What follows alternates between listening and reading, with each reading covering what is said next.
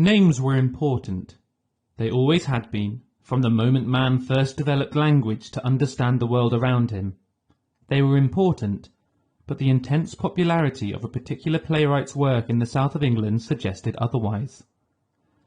When hordes of Londoners leached into Scotland in search of good hunting grounds, golfing estates, and other leisurely pursuits that they could not find at home, Sorka became unwillingly familiar with Shakespeare's plays. But Sorka and her family knew better than to take his words to heart. A rose by any other name would not smell as sweet, for once it lost its name, it was no longer a rose as one knew it. And names weren't important simply for their superficial usage in eliminating the need to wordlessly point at things. All her life, Sorka had the rules of names drilled into her. Do not call a person by their first name if you are not familiar with them. Take your husband's surname when you marry, and leave your own behind. Bear a son to pass on his father's name. Give your children names full of luck, strength, wisdom, and beauty, for they would need such traits when they grew up.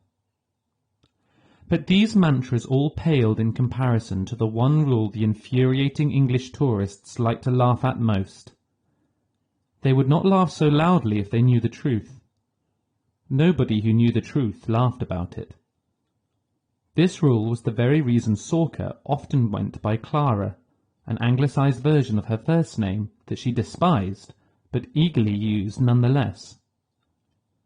She had witnessed firsthand, as a child, what happened when you did not follow this one most important rule.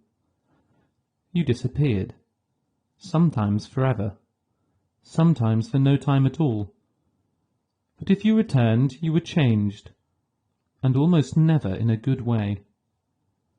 Sorka had seen calm and even-tempered folk go mad, and the loudest, brashest of her father's friends retreat into their own minds, never to speak another word.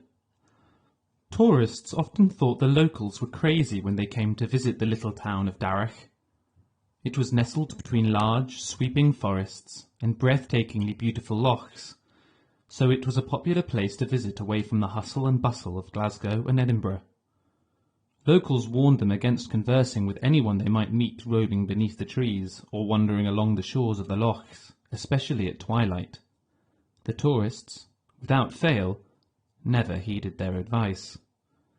So they disappeared, in one fashion or another, and they only had themselves to blame. They had been warned, after all, and they didn't listen. Never, ever give your real name to a fairy.